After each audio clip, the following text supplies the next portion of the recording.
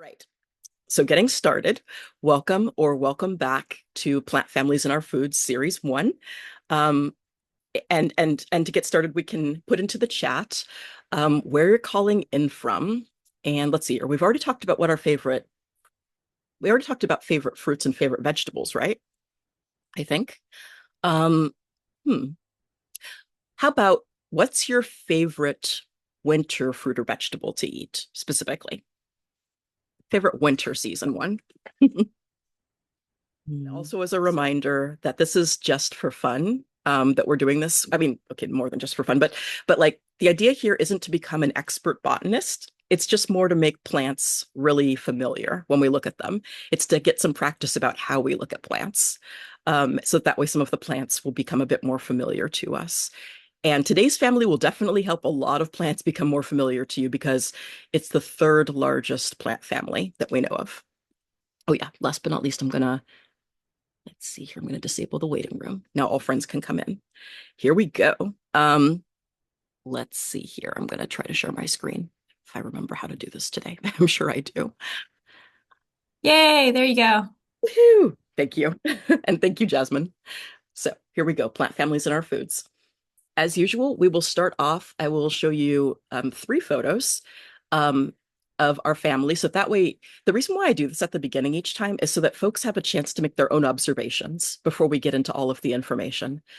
Because that way, I think it makes a better connection if you get a chance to observe first. So that's in case folks were wondering why I do this each time. Um, so here's our first flower or our first family member. I'm going to give you 2 minutes to sketch what you can of this, and then after that, an additional minute to add words and numbers to your pictures. My recommendation, if this is overwhelming, is to not worry about perfection. Draw small if it helps. Drawing small is good because then you have less details to fill out or less space to fill up. Also, think of this as being the basics of a diagram. This is your starting point for a diagram. I'll stop there. Um, and 2 minutes to draw starting now.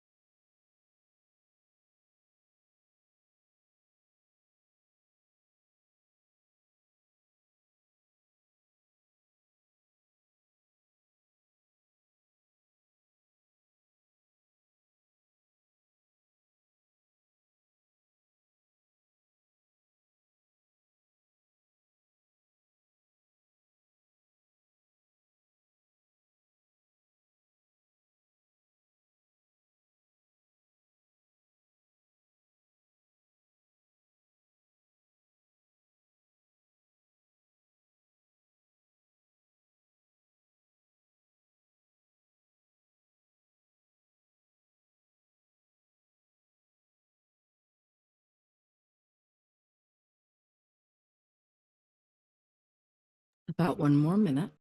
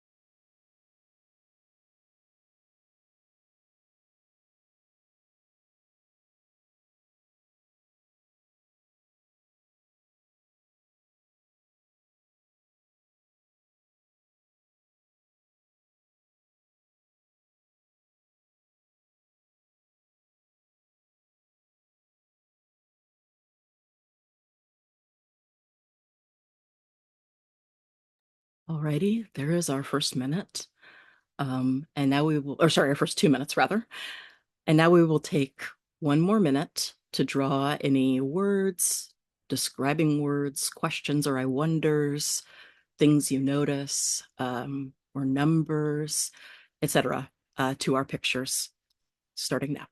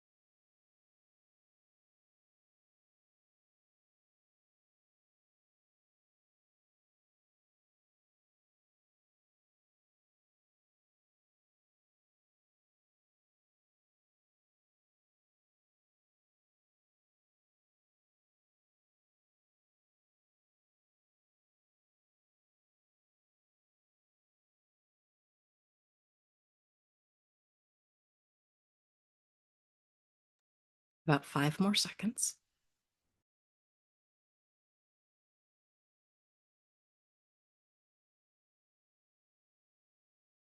And there is our minute. How y'all doing so far? Hopefully doing good. um, Here we go. We're going to go to our next one now. I know this one's probably really complicated. Um, with this one, if you're feeling overwhelmed, my advice is to just draw part of it. You don't have to draw the whole thing. Just draw part. And 2 minutes starting now.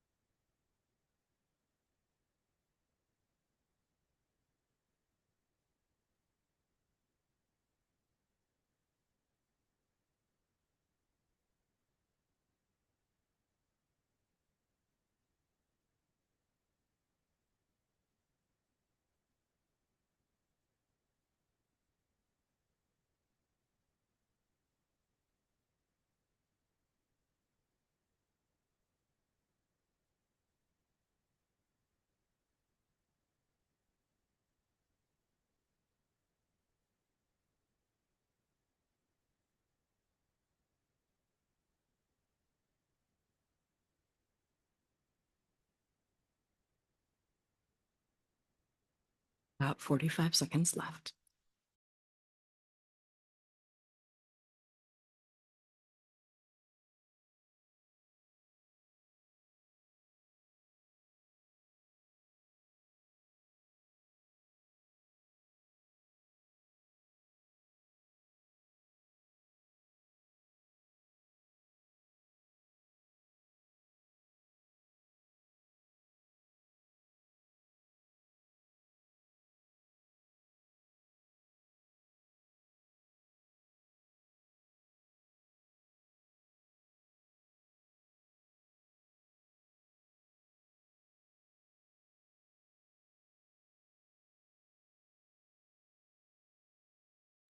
And there is our 2 minutes. We'll take one more minute to add any words, describing words, questions, observations, numbers, etc., to our pictures, starting.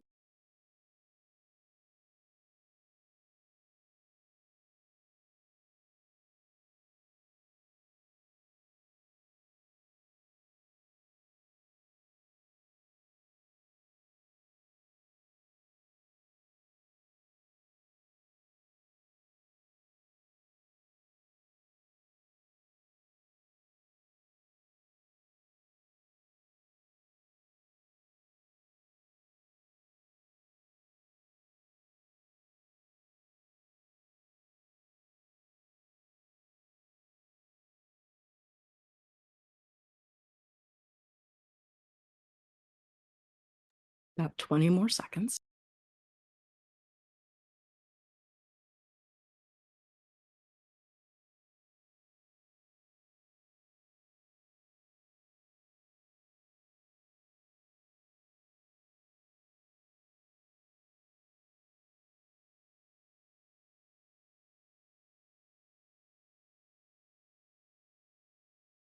And there's our minute. How's everybody doing? Doing okay? Sorry, I know that the beginning can be kind of rapid fire. Don't worry, we only got to draw one more and then our hands can take a little break. Okay, ready for number three? Yeah, here we go. Here's our number three.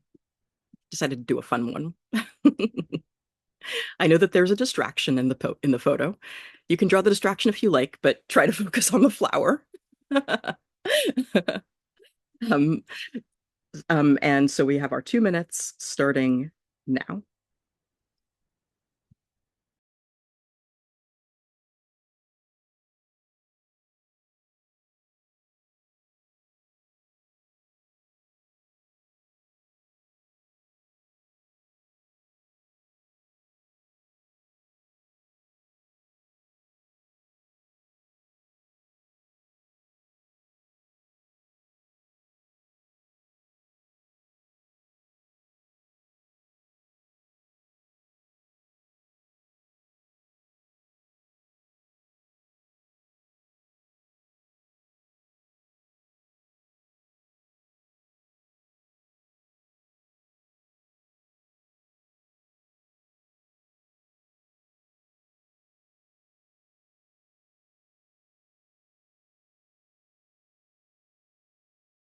Another thing that can help is if it's overwhelming to draw the whole thing, you can draw pieces of it.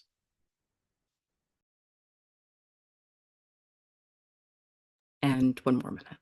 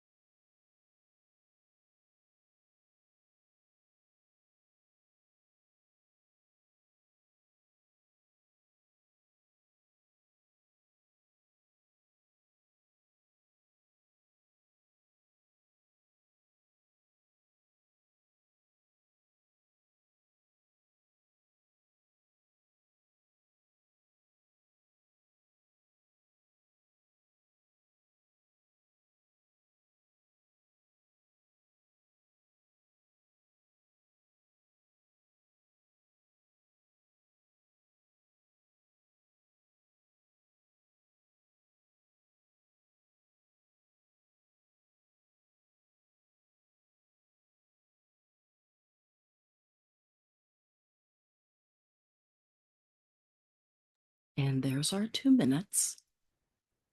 And now we'll take one more minute to add any words, describing words, questions, observations, and numbers to our pictures, starting now.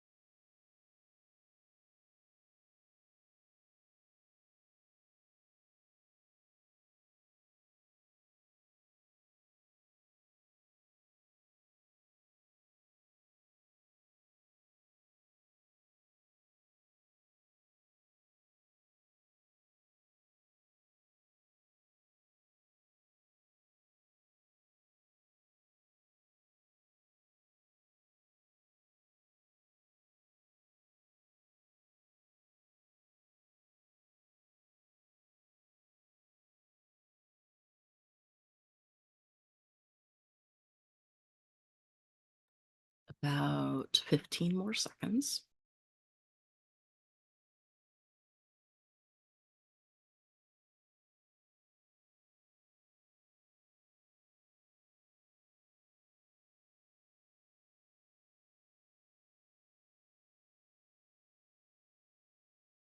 And there's time. Deep breath in, deep breath out. You can put down your pencil for a second and very gently shake out your hands. I know that drawing rapid fire like that can be kind of a workout. So let's be nice and gentle on ourselves.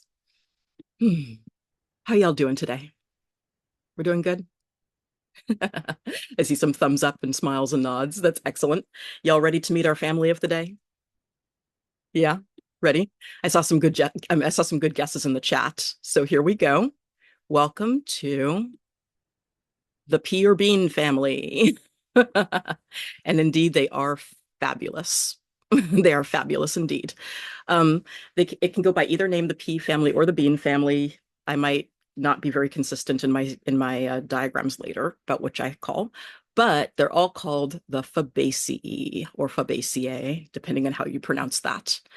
They are indeed fabulous.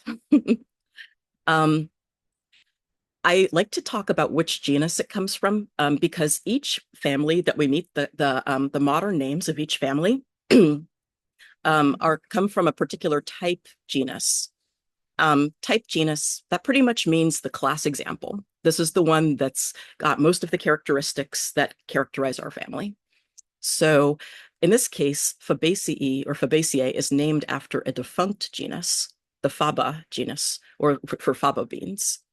Um, and Faba as a genus no longer exists. It's been put inside of Vicia. As you'll see today, that's not the first bit of trickery that the angiosperm phylogeny group has pulled on us. I will rant later if you'd like. um, but Faba bean is now Vicia faba. So you can still remember it though, like fava bean. There is an old name. You'll see that with a few of these, they do have old names. Um, in this case, the old name of our family is Leguminosae, and that refers to legumes. So both names are valid. They mean the same thing. One is just more commonly used these days, and that's Fabaceae. Fabaceae. Another old name is Papilionaceae, and that one is fun. There's also particular, I can't remember whether it's a tribe or a subfamily or what, but part of that name still lives on, I believe, unless they've really played musical plants with us. But Papilionaceae is also fun because it makes you think of the word papillon, which in French means butterfly. And you might notice that certain plants in that family, certain flowers look a lot like butterflies or have that kind of, I don't know, that kind of pretty appearance. You'll see. I'm going to check really fast if we've got any questions. Yep, those black petals are super cool. Anybody know this one? Although I might have already given it away. Anybody know which one this one is? Go ahead, Ellie. And also people can unmute and call out. That's the fava bean. I Yes, it like to is. grow them. Oh, nice. You see these in your garden? When I grow them, not every year. Nice. Yep. Yeah, are indeed the fava bean. When possible, I will. Yep, and Linda got it too. When possible, I'll try to put something from the type genus on our cover slide. But yeah, this is our lovely fava bean. I love the petals too. They're just, I don't know, they're just cool. Um, okay, let's see here. I'm going to go back one. This one was fun to photograph. Um, I think Jasmine might know what this one is. What kind of plant? It's definitely lupin, I think, because I see the compound leaves. But I'm so curious which one it is because the leaves look very special, kind of thin leaflets. Absolutely. And sorry, I had to give that one to Jasmine because if I'm not mistaken, isn't one of your favorite plants in the whole world lupin? Yes, I call Jas definitely. I very affectionately call Jasmine Our Lady of Lupins and Legumes. So this is indeed a lupin. This is called the yellow bush lupin. At least that's what we call it around here. Um, or Lupinus arboreus. So think like tree. I know that there's other common names that it has. Like I said, I just call it yellow bush lupin. And this one was a particularly fun one. Did anybody notice how our bee friend here was getting a little poke right here? Little poke. That's important. This is a special part of our flower making an appearance. Usually it is hidden. Sometimes you can see just a little bit of it sticking out here, but not in this one. This one is hiding. But in this one, part of our flower is poking out, and you're going to find out what part that is soon. But I wanted to show this one specifically for that reason. Um, So yeah, this is the yellow bush lupin. And here I will write down Lupinus arboreus. And I see that Jasmine put the common name in. Thank you, Jasmine. So yeah, that's Lupinus arboreus. That is that one. Does anybody know this one? This one's a bit more niche. There might not be people who know this, although I did see that Bethany said it reminded her of some that this one used to previously be related to bird's foot trefoil. This one used to be in the same genus, I believe. So it is closely related to bird's foot trefoil. This one is called deerweed. It's very special, or also known as Acmesbon glaber. This one has some special significance to me. This is one of the plants that the Xerces butterfly, the Xerces blue, used to feed on. There was another one that was a kind of lupin, but I can't remember which lupin.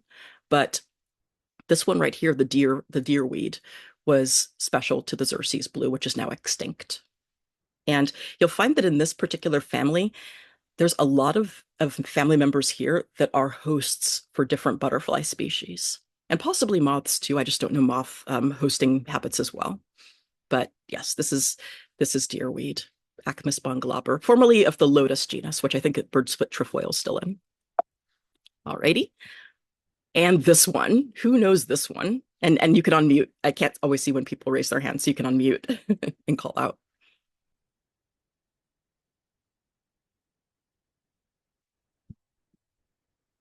Sweet pea. Yep, I'm seeing it. Susan, you're right. It is indeed a sweet pea. And Linda, you were about to say that too, right? Yep. Yep, this is a sweet pea. And it's not to be confused with sugar pea or sugar snap pea. Those ones are in a different genus and also have a different amount of edibility. This one, the sweet pea, is named that way not because of the taste, but because of the smell. If I'm not mistaken, this particular one is, how do we spell this? Lathyrus odorata. I could be mistaking it for a different sweet pea, but I think that's what it is. A thing about sweet peas, there's a lot of information and misinformation out there, and I'm not going to claim that I know everything, but I'm going to say that there are some members of this family, including this one, where you want to be careful of what you eat and how much of it you eat. I'm told that you can eat sweet peas in small quantities, but if you eat too big of quantities, and also especially if you have a very lean body, then you might be at risk for a particular toxicity called lathyrism. I'm sorry, lathyrism. Me and my gaffes, lathyrism. But it is named from the genus. There's a few different types of lathyrism. Try saying that 10 times fast. And each of them, though, affect a different part of your body, but they're incurable. So you want to be careful of how much of each of these you eat. There's one of many theories is that Christopher McCandless of Alaska, who died in Alaska, I ought to say, died because of lathyrism, because of eating the wrong kind of peas with a very lean body. And so we're not totally sure. Any questions so far? If not, that's okay. And sorry, if people raise their hand, you might need to unmute because I can't see everybody on my screen, so I'll have to scroll. But we're going to go to our flower anatomy. I see this every week that someday I'm going to redraw this diagram. But actually kind of like the fact that my diagram is kind of interestingly drawn in terms of the shape, like in terms of the size of the pistil, because then hopefully that encourages you that your drawings don't have to be perfect. Mine definitely isn't, because the pistil is ginormous in my drawing. Anyway, this is our basic flower diagram. It's the sort we would see if maybe we're opening up a botany textbook and they were talking about basic flowers, or maybe even just like when you're in middle school, I don't know. Our basic flower diagram is that we have got a stem for our flower to rise up on. We've got our sepals at the outermost whorl, as they say. Sepals, sort of our green leafy-like appendages, not always green, but often. Sometimes they can be inconspicuous, but they are outermost whorl, which means that they offer the most protection for the rest of the flower. After our sepals comes our petals. These are what we usually think of when we think of flowers. We think of something that's bright and showy. Our petals in different families aren't always bright and showy, but that's typically what we think of when we think of flowers. And our next part, moving inwards, are our stamens. And our stamens are what make the pollen of the flower. And then in the very center, in my case, drawn hilariously out of proportion and extra large, is our pistil. It's the part that is often not always shaped like a vase, and it is the part that makes the seeds. So sometimes I used to get my words kind of mixed up when it comes to which part makes the seeds and which part makes the pollen. So I remember that with PSSP. The pistils make seeds, the stamens make pollen. PSSP. That's our basic flower diagram. I like to include that before I show you what our diagram of our particular family member looks like, just so you can see how everything's been kind of moved around. So in here I wrote the pea family, also the bean family. This is one type of flower from our family. Before I really talk about this one, I'll mention that there are different subfamilies within our main family, and each subfamily has its own little flower pattern. This is from the subfamily Fabaceae, which we typically think of when we think of this family. And I'll write that down as well, subfamily Fabaceae. You don't have to remember that exactly, but it might help to know that there might be different flowers in this family than just this. But this is a common form. We will often, but not always, have 5 sepals. Interestingly, when it came to that, what's it called? When it came to the lupin just now, I didn't see 5. I saw it looked like more like 2. So it's not always going to be 5 sepals, despite what I wrote here. Sometimes they'll be fused. So we've got a varying number of sepals. As for our petals, this part becomes important, especially within this subfamily. We've got 5 petals, but some of them are fused. And some of them also are kind of lobed. So we've got our banner. Despite it looking like 2 petals fused, it's just one. And our banner is the first petal. It's the one that is very big and showy and says, "Here I am." So our banner's the first one. Our second one are the wings. And those ones are 2, and they conceal the third part. The third petal, which is another fused one called the keel. And I'm sorry if that was kind of hard to explain. But we have banner, wings, and keel, and that's the pattern for this family, or at least the subfamily. Now, the reason why I included that third picture there of the bee is because the bee is being poked by the keel. The keel was hidden inside of the wings. And so that's why I wanted to include that one, is because oftentimes you can't see the keel. Sometimes you can. In different flowers, you'll see that it does actually show quite nicely, but often it will be hidden. And the reason why the keel here is significant is because within the keel are our other parts, our stamens and our pistil. With this family, we've got 10 stamens. Sometimes they're all together in a tube inside of the flower. Other times there'll be maybe one straggler stamen. So it'll be 9 plus a straggler. And then within all of that, we've got our pistil. And that's kind of a lot. I'm going to take folks a moment. I'm going to give folks a moment to take that in. I totally understand if folks have questions. Some of them I probably will answer as we go, but please ask them now, so that way I can answer anything.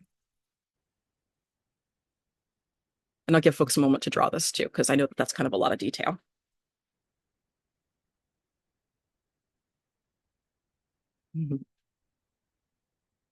I'll also point out that there's a particular troublesome, I can't remember whether it's a tribe or a clade within a particular subfamily that throws all of this right out the window. I'll rant about that one later on, and it will not be on the quiz. But I just want people to know that.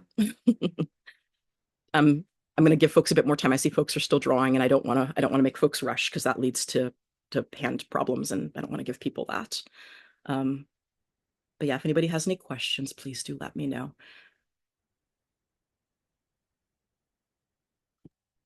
I think folks. Oh yeah, go for it. I do have a question. So on that, it looks like the pistil and stamen is coming out of a sleeve or something. Yeah, that's what I noticed too. Do we have a name for that? I Actually, you know what? That's a fantastic question. I don't actually know the name for that sleeve. If it has a name. I Okay. feel as though there is a name for when we have a tube of the flower of those parts together. Um, let me get back to you on that one. I want to say it might be called something like the androecium, which is a big fancy, but I got to double check and make sure that that's even the correct word. Um, Thank you. my pleasure. Thank you, though. That's a wonderful question.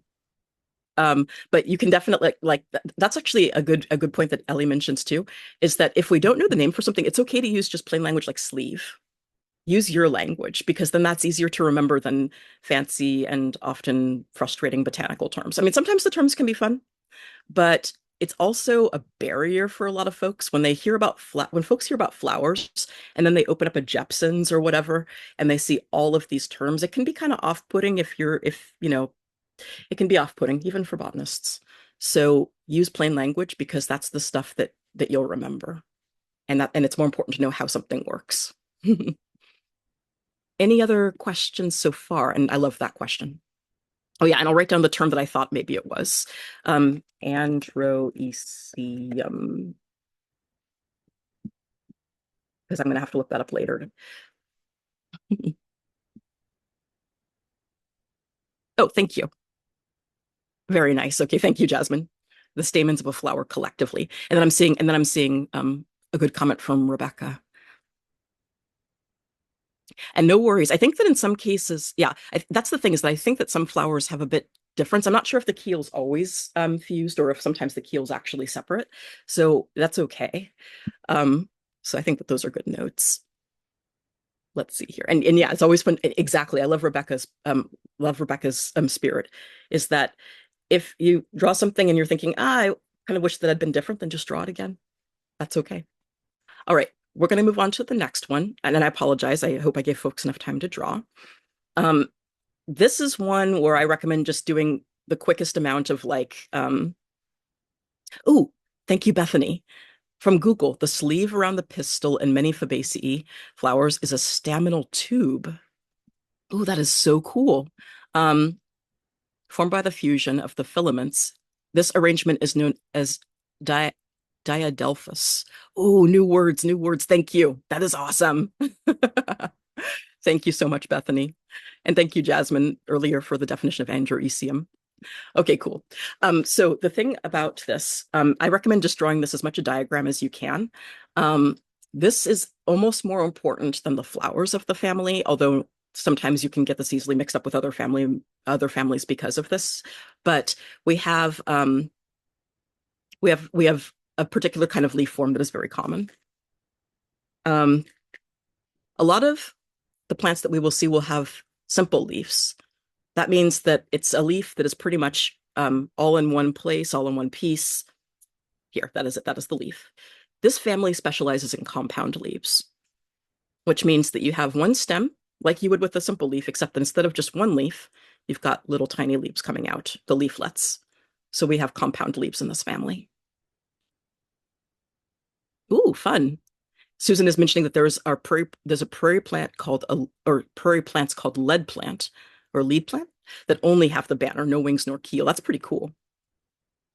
So, okay, this is an example of some of the compound leaves. You don't have to draw all of these because it's kind of a lot, but this is an example of some of the compound leaves that can appear in this family. And again, I don't want people to have to draw all of this if you don't want to. It's, you know, a lot. Um, but I wanted to just talk about some of the forms. We have some compound leaves in this family that are called pinnate compound leaves. When you think of pinnate, that more or less means feather or feather-like.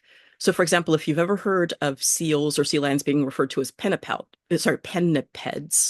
then that can mean featherfoot. So pinnate meaning more like feathers. And I think that there might be other terms for that too. It's not just feather. I've seen different etymologies. We've got bipinnate, which means pinnate twice over. So instead of having one stem where then it's immediately goes into leaflets, we have one stem that goes into other stems that go into leaflets, just to be extra. Although I will say that this family is not as extra as one of the next ones we're going to do. There's going to be a family that's even more extra than this, if you believe that. We also have three-parted or trifoliate leaves here. And then we have palmately compound, which means sort of think like the palm of a hand. A good example of this one would be our lovely lupins. Our lupins have compound leaves, or palmately compound leaves. I ought to be more specific. Any questions about this so far? And I think folks can unmute. If not, also you can use the raise hand feature. So are you saying that all of these types of compound leaves are found in the Fabaceae? Or Yes. are you just giving examples of types of compound leaves? Both.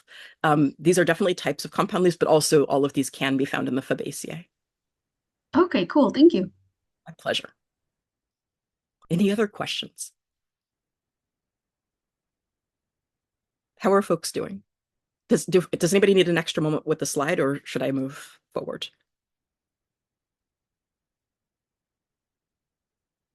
I'll give folks maybe one more moment. Because yeah, I don't want people hurting their hands. Okay, I'm going to move forward. And if you didn't get everything on this, that's okay. Again, you don't have to. And also, the recording will be up later on. So in this case, I wouldn't recommend making this big list unless you like to do that, because that's overwhelming. This is more stuff that you can add to the drawings you've already made, almost like little diagram notes, and you might already have these notes. But it's just kind of sometimes nice to see it all summed up in one slide. So, can I ask a question yes. on the previous slide before you go in? How to tell the difference between one leaf that's pinnate that has a bunch of leaflets on it versus just a stem that has a bunch of distinct leaves like that? Like because you see plants that have a stem and that has a bunch of leaves that are arranged opposite each other like a pinnate leaf, versus where each of the leaves is a separate leaf on a stem, but then you also see plants that have a pinnate leaf where that whole thing is one leaf. So are there tips for telling which is which? Like how do I know when I'm looking at a single leaf that has lots of leaflets versus a bunch of separate leaves?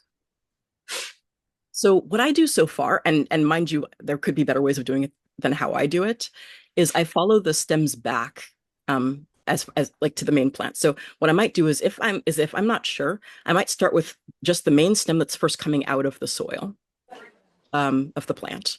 And then from there, I'll see how many times it branches off. And sometimes that can help. I know it tends to get a bit tricky if you're dealing with woody plants versus not woody plants, because then you've got the whole tree and all of that to deal with. But that's sort of what helps me is sort of figuring out where the main stem is based off of what's coming out of the ground or what's coming off of the main part of the plant. It's hard to describe though, and I think that's a really great question. I think I need to look deeper into that and find a better way to describe it. One thing I've noticed is that usually leaf stems have a little bit of a bulge where they attach to the actual stem of the plant, and there's a place where it could obviously kind of break off. And so when I've looked at some pinnate leaves, like it's one of those things where I can tell by looking at it, but I don't know how I know. It's like it's the jizz thing. But Yeah. I noticed that there's like the leaflets don't so easily come off of the main like leaf stem, whereas the leaf has like a bulge where it attaches, and it can sort of more easily pop off of the stem. But I'm not sure if that's always the case, and it's very hard to tell, obviously. That's awesome. And thank you for that. Like I love hearing how deeply you observe and how deeply you investigate. And now I want to do the same thing. But that is a really good point about where it detaches and about the bulge and also the leaf scar that it leaves behind. So by the way, leaf scar shapes can sometimes help you tell different plants apart. So that is a really good call. And I'm going to try to investigate that too, so that we can investigate together, Susan. I like that. That's a fantastic question. Sorry, I couldn't answer it proper, but I thank you for bringing it up. Thank you.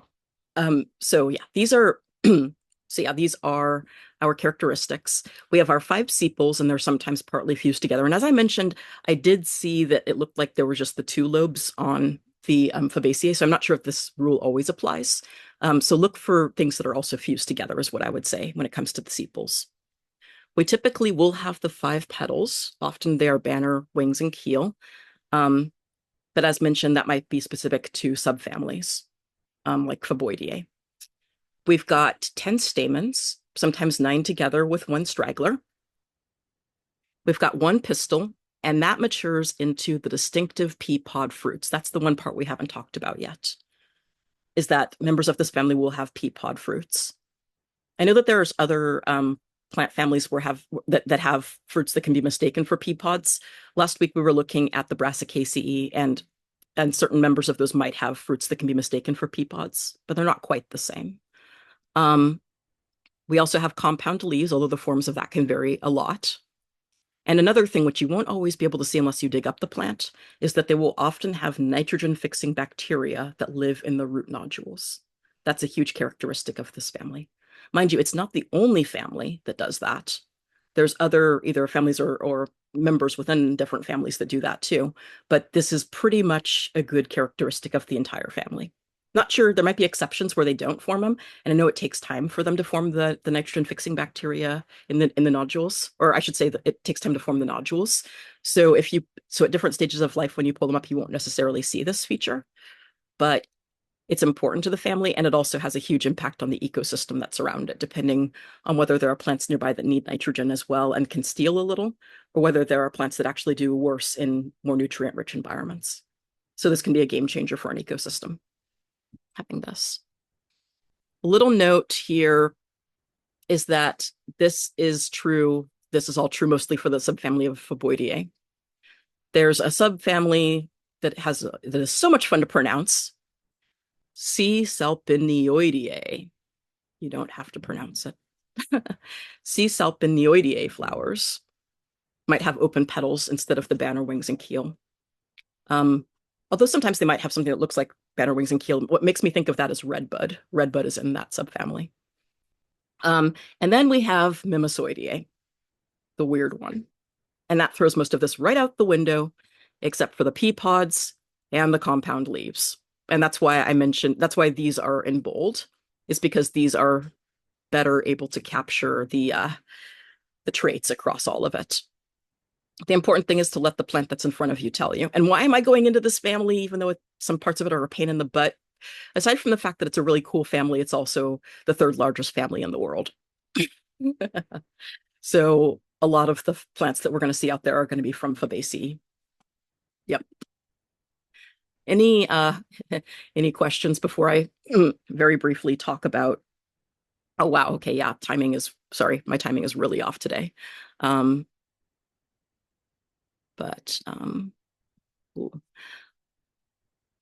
Yep, and also as Rebecca's saying, it is also one of the most commonly eaten ones in the world. Okay, is it cool if I go on to the next slide? Okay, here we go. You don't have to write this down. This is only here just to say, look at the weird one. Okay, sorry, that's rude. Sorry, I shouldn't say that. Yeah, nobody has to write all of this down. This is acacia. It belongs to the Mimosoid clan. It doesn't look like the others. Raise your hand if you think this looks at all like the others. Does it look at all like the others? I'm not seeing any hands raised because it doesn't. What is going on with this? Why did they do this to us? For some reason, probably due to like genetic testing or something like that, they put this one in Fabaceae. It had its own family. It used to be called Mimosoideae or something. No, Mimosoideaceae. I don't remember how to say it. The point is that it used to be its own family, and it should still be its own family, and it's not. And that annoys me. They don't care about us or our sanity. But it's pretty. It looks like an explosion. It looks like fireworks. Isn't it pretty? Yeah, it's pretty, right? Anyways. Yeah. I don't know if people want me to read the whole thing. Do people want me to read the whole thing and rant? I can't wait, sorry. Was that a yes or a no? I can't tell. Yeah. I'll just say this as fast as I can then.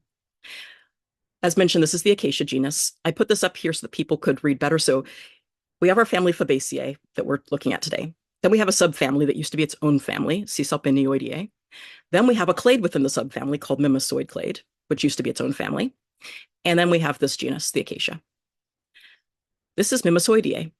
which is now called the mimosoid clade, and is placed within the C. Sulpinoideae subfamily within Fabaceae. I mean, there are 4 or 5 sepals and petals doing who knows what. Well, there's an explosion of these stamens that make it really hard to pay attention to any other part of the flower. The whole cluster of flowers looks like stamen fireworks, am I right? 10, 11, we don't know how many stamens per flower because the botanists say that there are many, which is their way of saying that they are too lazy to count. And the pistil looks like a thread. Where is it? I don't see it. Where is the pistil? The flowers are totally awesome, and this totally throws the pattern that we just learned out the window. And don't get me started on the phylloid, on the phyllodes. You can sort of see it in the background here of my rant. This, I think, is a phylloid. Is it a phylloid? Either way, it's not even a leaf, or it's not even classified as a leaf, even though it looks and functions just like it. It's called a phylloid. And I would blame Cronquist and the Angiosperm phylogeny group and the Legume phylogeny working group and everybody else who's a botanist. You don't have to memorize this. And this used to be its own subfamily, as I said before. Before that, it was its own family entirely. And if we cared about our sanity at all, it still would be. Yeah. Thank you for listening. Okay, let's go to a nicer picture. Here we go. Here is our banner. Here is one of our wings. And here is our keel, right here. And then inside here is our really cool tube. And and that's right, Bethany told us what this is called. It is called the staminal tube. Very cool. We've got our staminal tube here.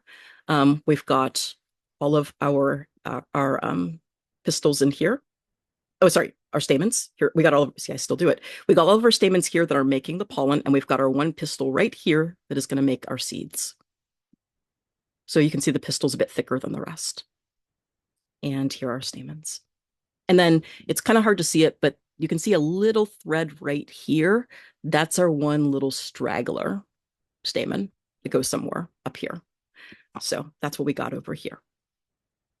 Oh, I like that. It does look like a dragon head. And it does also look like with the other one that the stamens are in clusters with the acacia. But yeah, here we go. And yes, it does look like it can cause allergies. Sorry. Did folks get a good look at this? Yep. Okay, here we go. So let's call out what foods are in the Fabaceae. You can call out, you can unmute. Green beans. Yes, green beans, delicious. What else? Lentils. Yes, lentils. And chickpeas and peas and yellow beans. Yes. What else? Peanuts. Peanuts. Edamame. Yes, all the beans. What else? Sugar snap peas. Sugar snap peas. Yep. And Chloe, were you going to say one or did you just say one? I said peanuts. Okay, you said peanuts. Awesome. Yes. And I see clover. What else?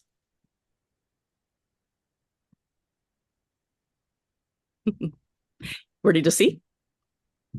We've got these and we've got these.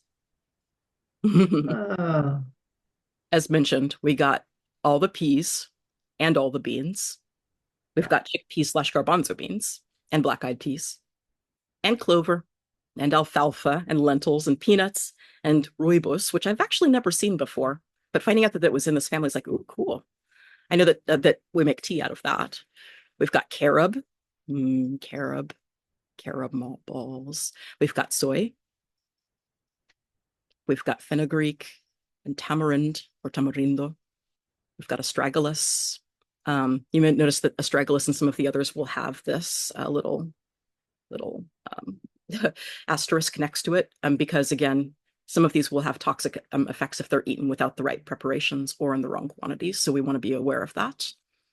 We have licorice, not the fennel licorice. That's a different family, but the licorice that we use more commercially. We've got the acacia, as mentioned. We've got honey locust and lupin. And yes, you can eat lupin if it's prepared correctly. I think Jasmine and Sarah were telling us about that last time too. And as a bonus, not edibles, but ones that we use in our art, if we are ones who like to do watercolors and whatnot, indigo and gum arabic are also in this family. And I might be missing some. So Lots of family members. Any questions?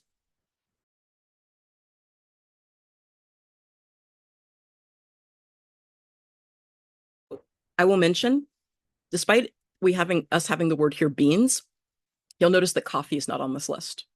Coffee does not come from this family. It comes from the fourth largest family, which is called Rubiaceae, which we're not going to probably be getting into, but I will give coffee an honorary mention in series 3 or 4, one of the two. But coffee is not one of these.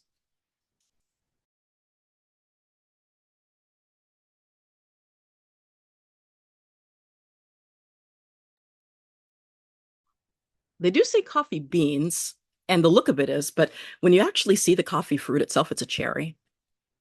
Coffee does not come in pods, it comes in cherries. But again, they're not part of that family either, not part of Rosaceae either. They are, like I said, its own family, the Rubiaceae, or the madder family. Kind of fun. Madder, like more mad. More mad. How are folks doing? Is this pretty good, or do folks need more time? And I don't believe that the cherry is poisonous of the coffee bean. At least I don't think it is. I think that I've seen Starbucks making the cherry into a coffee before, the cascara. Alrighty, ready for the next slide? It's going to be a fun one. Let's play Spot the Fabaceae, round 1. Thank you, Jasmine. So a poll should have just come up. This is our quiz. It's anonymous, so don't worry, nobody else can see your answer. And don't think of this as being a hardcore test. Think of this as being practice. This is for us to practice really looking and seeing the plants. So don't worry about guessing the wrong answers. We're going to be going over the answers and why it's a certain way. So I think most people have participated. I'll give folks a little bit more time. I think we're almost all participated. And if you don't want to, that's okay too. No pressure. Y'all ready to see the answer? Yeah? All righty. We have our French broom, our middle one, our B. and I put these here, I think, because people wanted to know what the others were. So what tells people that B is our Fabaceae? Please call out. It's got the showy banner. Yes. Yes, it does. What else?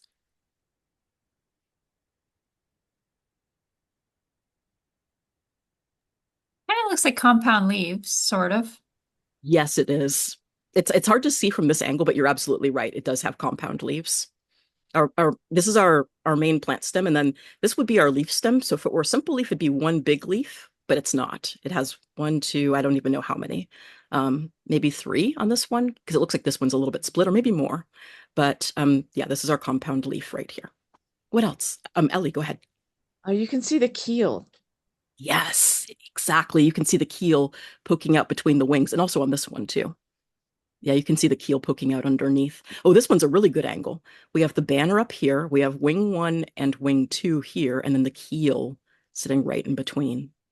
Yep. This one's especially fun because you can see the stamens beginning to poke out too, right here. Yep. And yep, exactly what Susan's pointing out, that everything else has got radial symmetry. So we've got radial symmetry here, plus we've got this part here, which I'm still kind of trying to remember what that is. Because it's like we've got 2 layers of petals almost, but one of them are sticking up and then the others are down. But yeah, this has the radial symmetry. And then this one here, what tells us that this one's not it, aside from the radial symmetry?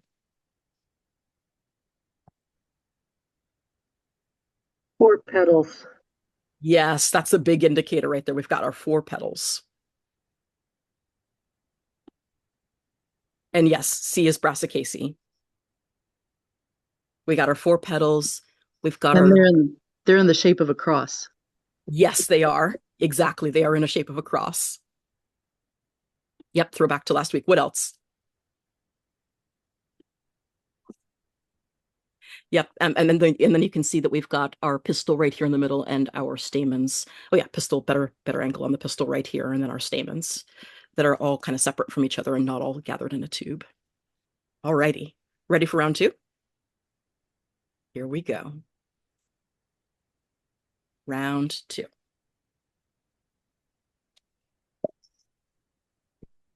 Once again, this is just for practice.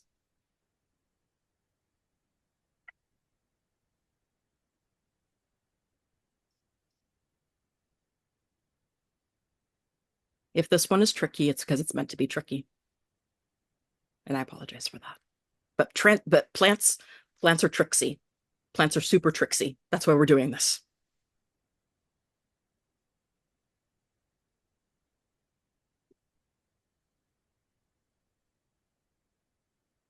Oh, thank you.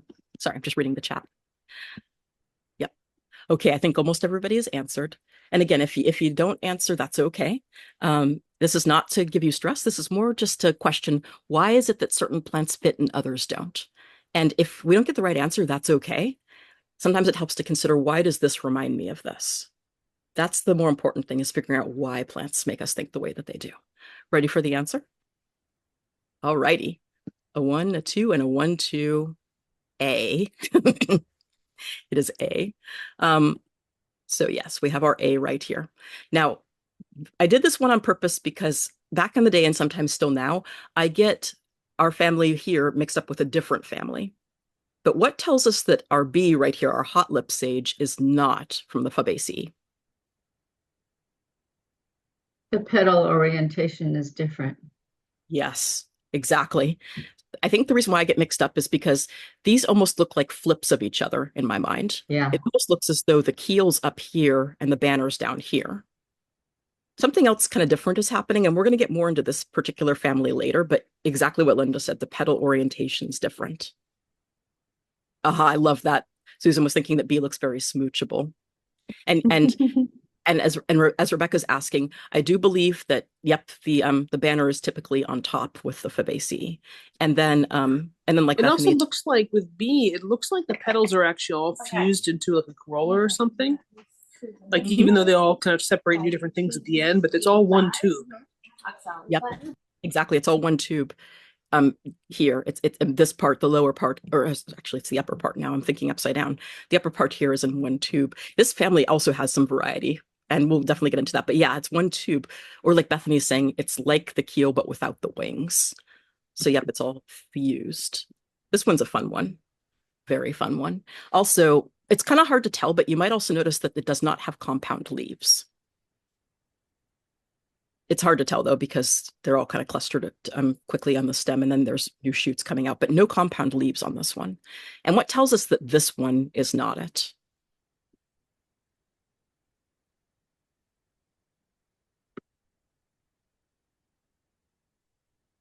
Looks like it has too many stamens. Oh yeah, like in here? Yeah. Oh, these are fun. These ones, they look like they should be stamens, but they're actually filaments. These little fringes, or maybe they're not called filaments, but they're called these little fringes. Yeah, and so these are actually not stamens, but they're really pretty. What else? The petals all look the same. Yes, the petals do all look the same. They don't look like they have the two-part symmetry. They look more like they've got almost an entire part symmetry if it weren't for the little beak on the back.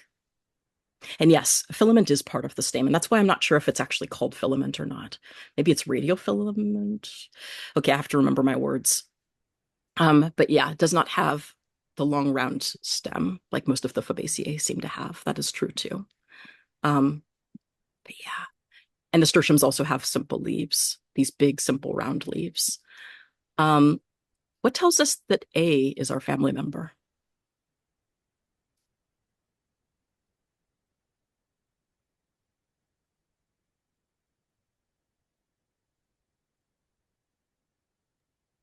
It has Keel. the banner flower and the wings, and it looks like the keel is just sticking out there a little bit. Yep, the keel's super obvious. So yeah, we've got our banner up here, we've got our wings here, and our wings this time, our wings don't totally hide the keel like they do for the lupin. Instead, our keel is quite visible, which is nice. Although now I'm seeing that in this one, it does, for some reason, seem to have the five-lobed calyx. You can't see all 5 of the lobes, but we've got 2 longer lobes down here at the bottom, and then 3, 4, and then probably a 5th one on this side.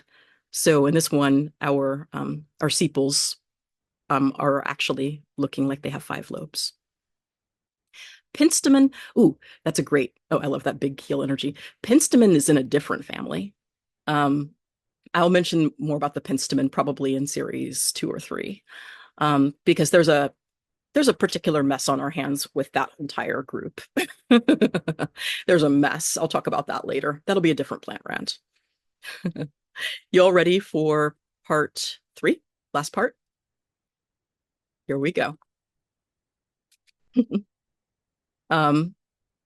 Spot the Fabaceae round 3. Let's see here. I'm just going to make this go up a little bit. There we go.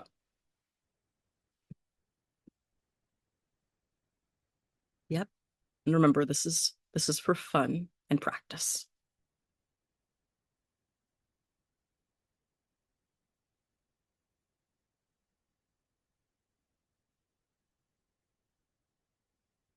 I'll give folks a bit more time. I can tell this one's making people think a bit, which is good. Why is this one difficult? We'll talk about it.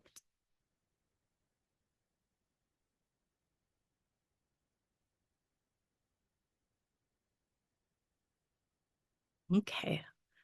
Almost everybody's voted. I'll give folks maybe just a few more seconds.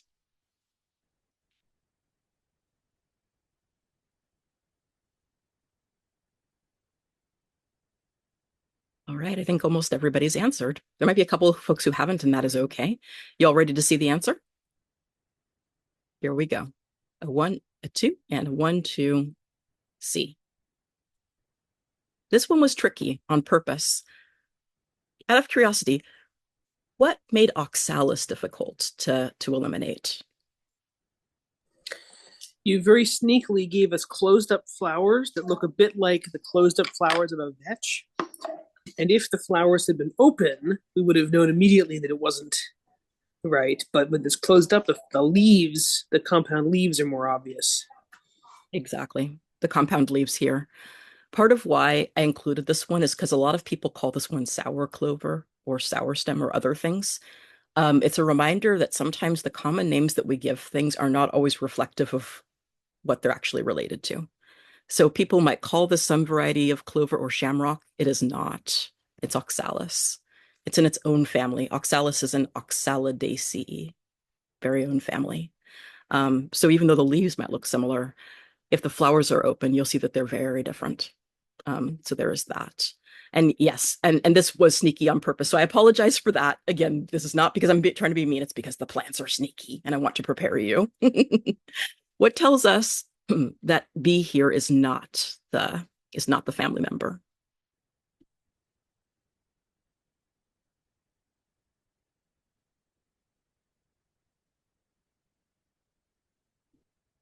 This one's hard because it has got some very beautiful showy petals.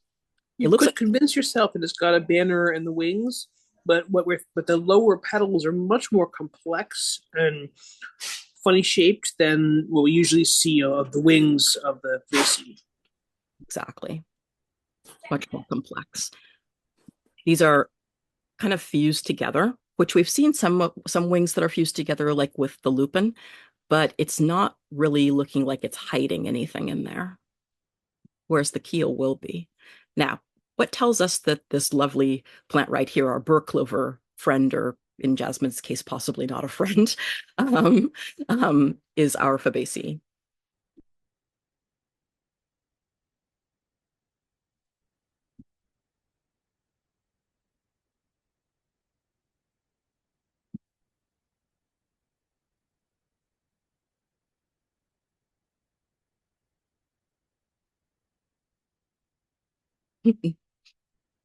Yep, it's all got all the right parts in all the right places. That's right, Rachel. We've got our lovely banner up here, nice and big and showy. We've got our tiny wings here, 1 and 2. And then we've got our keel, nice and visible in this case. And even though it's hard to tell from this photo, these are compound leaves in the background, or clover here. I can't remember what the actual genus of most clover is, but I can tell you that this one is called Medicagopolymorpha. So yeah, this one's got a special name. It's Medicagopolymorpha.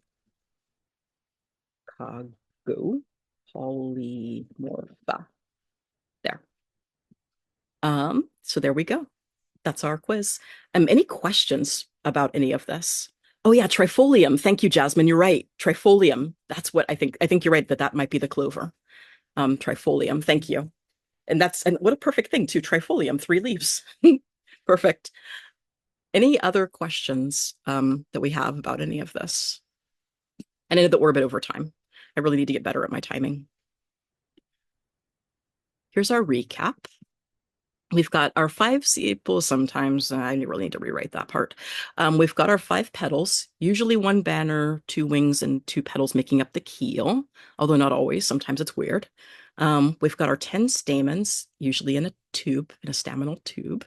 We've got our 1 pistil that matures into a pea pod, and that's important. Also important is that we've usually got compound leaves in different forms, and then our lovely plants here are nitrogen fixers, and that leaves a huge impact on our ecosystems and in our diets. And thank you for joining us. I'm going to stop my share, and I'm going to see, does anybody have any questions before I close for today? Actually, I do have to think about it. Notoriously, a lot of beans and things, and like soybeans and stuff are known for, and like peanuts are known for having a lot of protein. And I've also read that the bumblebees in particular will seek out like clovers and things because the pollen has a good amount of protein. So I'm wondering if that's true like across the family, and does that have anything to do with the nitrogen fixing, or is there some other reason why they're high in protein, like both the seeds and maybe the pollen too, apparently? I wonder about that myself. I will admit I assumed, and I might be wrong about that, but I also assumed that it had to do with the nitrogen fixation, because of how that is so ingrained in that family. Although we'll talk about grains a different time. But but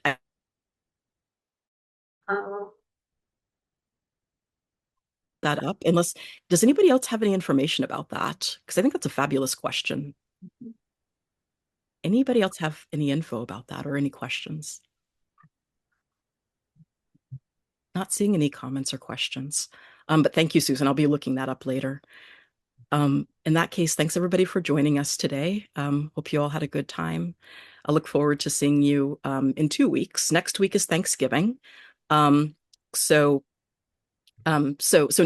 week will be Thanksgiving, so we'll be skipping, and we'll be back again in December. But I'm hoping that all of you get to have some really good plants on your plates on Thanksgiving.